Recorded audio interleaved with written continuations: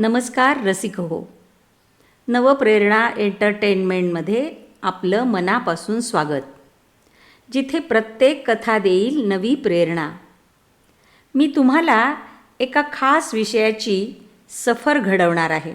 नाशिकच्या राजकीय, सामाजिक आणि सांस्कृतिक वारशात स्त्रियांचे बहुमोल योगदान.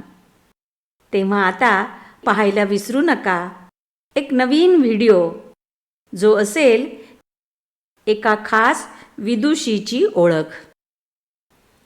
चला तर मग सुरुवात करूया या प्रेरणादायी प्रवासाला. साल होतं 1931. त्या काळात भारतावर इंग्रजांची सत्ता अजूनही घट्ट बसलेली होती. देशभरात स्वातंत्र्याची चाहूल लागलेली होती. क्रांतीची ठिणगी पेटू लागली होती. महाराष्ट्र त्यात अग्रस्थानी होता. नाशिक ही छोटी पण धगधगती क्रांतिभूमी इंग्रजांना फारच डाचत होती. याच नाशिकमध्ये सावरकरांनी इंग्रजांच्या शांततेवर केलेला वज्रप्रहार अजूनही ताजा होता. त्यांचे कार्य म्हणजे इंग्रजांच्या डोळ्यात अक्षरशः झोंबणारे अंजनच. म्हणूनच नाशिकमध्ये पोलिसांची सतत वर्दळ, चौकशी आणि संशयास्पद नजर फिरत असायची. अशा धगधगत्या काळात सरकारवाडा परिसरातील एका साध्यासुध्या इमारतीच्या ओसरीबाहेर एक फलक शांतपणे झुलत होता. त्या फलकावर लिहिले होते, येथे कुलीन स्त्रिया व बालिकांना संगीताचे शिक्षण दिले जाते. इंग्रज पोलिसांना हा फलकही संशयास्पद वाटू लागला. संगीत शिकवणे स्त्रियांना, आणि तेही या क्रांतीच्या प्रदेशात. जणू काही या दरवाजामागे एखादी गुप्त बैठक, संदेशांची आदानप्रदान किंवा स्वातंत्र्याची ठिणगी दडली तर नसेल ना, असा त्यांचा संशय. काही वेळा तर ते येणाऱ्या जाणाऱ्यांची चौकशीच करीत. इथं काय शिकवतात बरं? कोण शिकवतं? कोण येतं वर्गाला? परंतु हा फलक मात्र एका वेगळ्याच क्रांतीची सुरुवात होता. संगीत क्रांतीची, स्त्री शिक्षणाची, संस्कृती संवर्धनाची. हा फलक लावणाऱ्या होत्या पंडित विष्णू दिगंबर पलुसकर यांच्या सूनबाई गंगाबाई पलुसकर. विष्णू दिगंबर पलुसकर हे भारतीय शास्त्रीय संगीताचे तेजस्वी दीपस्तंभ, ज्यांनी संगीताला मंदिरातून बाहेर काढून सर्वांच्या कानांपर्यंत नेले. भारतभरच नव्हे तर पॅरिसपर्यंत शास्त्रीय संगीत पोहोचवणारे हे संगीतातले महर्षीच. त्यांच्या तेजाने प्रभावित झालेल्या गंगाबाईंनी एक संकल्प केला. भारतीय स्त्रियांनाही उत्तम शास्त्रीय संगीत शिकता आलं पाहिजे. त्यांचा आवाज घरापुरता कैद राहू नये. आणि म्हणूनच 1931च्या ललिता पंचमीच्या शुभ मुहूर्तावर गंगाबाईंनी एका लहानशा ओसरीतून संगीत शाळेची स्थापना करून मोठी वाटचाल सुरू केली. स्त्रियांच्या आवाजाला माज घरातून मंचावर आणणारी या काळातील क्रांतीच म्हणावी लागेल. त्या काळात म्हणजे आजपासून सुमारे 80-85 वर्षापूर्वी स्त्री म्हणजे घराची लक्ष्मी, पण घराबाहेर पाऊल टाकणे अगदीच कठीण असा तो काळ होता. शिक्षण म्हणजे पोथीपुराण वाचणे, रांगोळी काढणे, स्वयंपाक करणे, शिवणकाम यापुरतीच त्याची मर्यादा.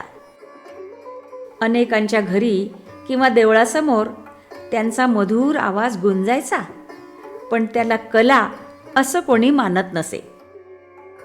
गंगाबाई मात्र वेगळ्याच मातीच्या. त्यांचा विचार होता, संगीत ही कला आहे आणि ती शिकलीच पाहिजे.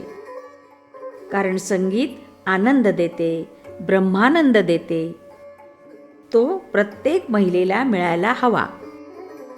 त्यांनी सुरुवात केली फक्त 2 विद्यार्थिनींनी.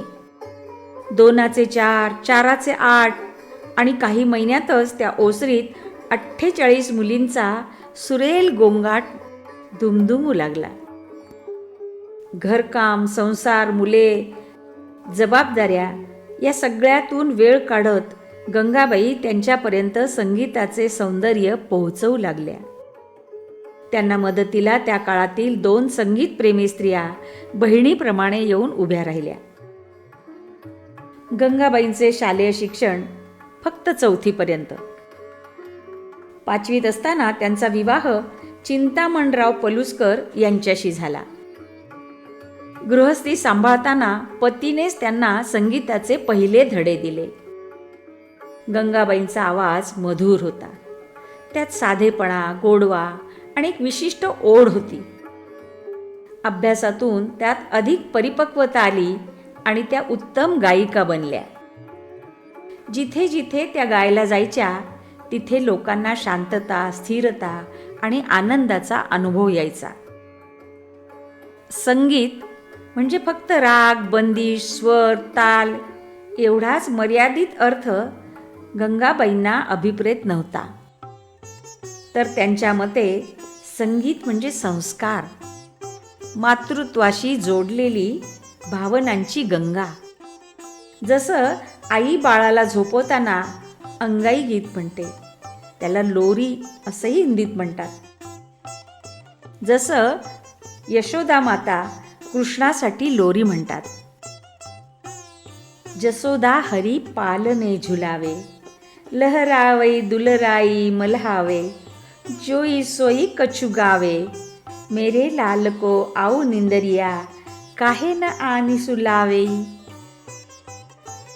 जसोदा हरी पालने झुलावे, हरी पालने झुलावे, जसोदा हरी पालने झुलावे, हलरावै दुलराई मल्हावे, जोई सोई कछु गावे, जसोदा हरी पालने झुलावे, मेरे लाल को आऊ निंदरिया, काहे न आन सुलावे, जसोदा हरी पालने झुलावे.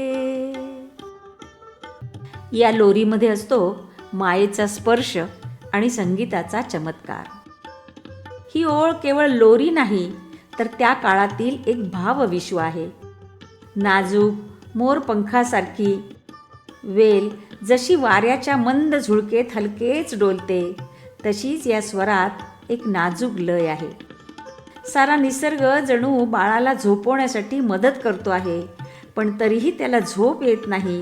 म्हणून आई निद्रेच्या देवतेला प्रेमाची हाक देते, अगं निद्रे, ये ना, माझ्या बाळाला, माझ्या लेकराला निजव ना.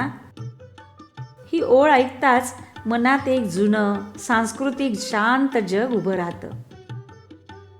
असे अंगाई गीत, अशा लोरी, असे नाजूक भाव गंगाबाई पलुसकर यांच्या संगीतदृष्टीचे केंद्रबिंदू होते. संगीत म्हणजे केवळ सूर ताल नसून मनाच्या गाभाऱ्यात पोचवणारी नितांत कोमल भावना, हे त्या सदैव सांगत. त्या स्वतः आईच्या मायाळू भाषेत, निसर्गाच्या लयींमध्ये आणि भक्तीच्या सुरात संगीत अनुभवत.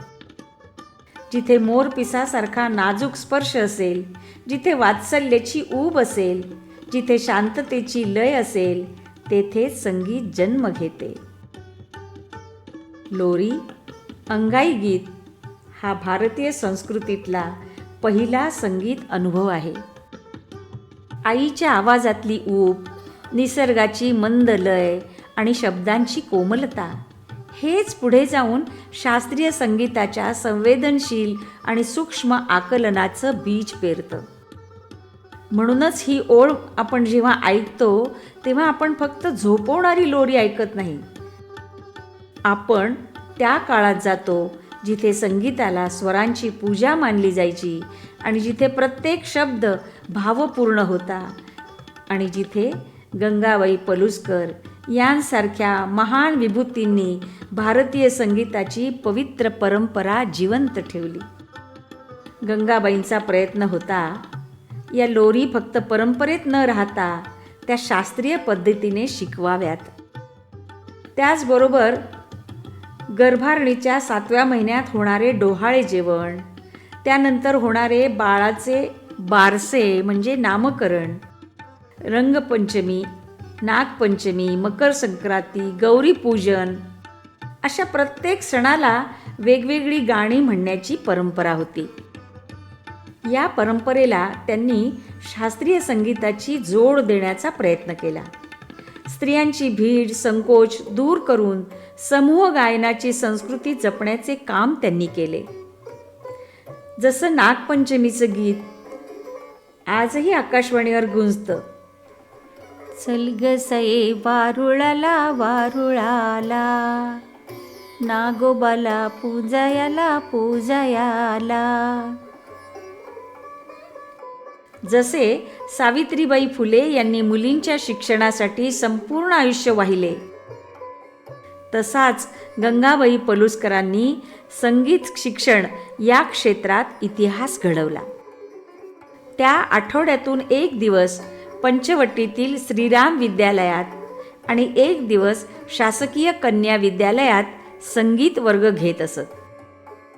त्यांनी गायलेली भजने रघुपती राघव राजा राम, पायो जी मैने राम रतन धन पायो, ही गीतं नाशिकच्या कानाकोपऱ्यात गुंजायची.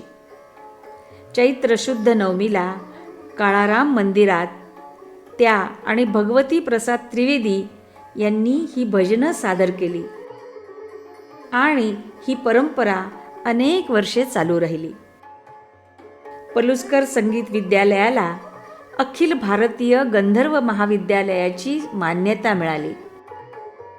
अनेक महिलांनी संगीत विशारद, संगीत अलंकार अशा पदव्या घेऊन स्वतःच्या संगीत शाळा सुरू केल्या.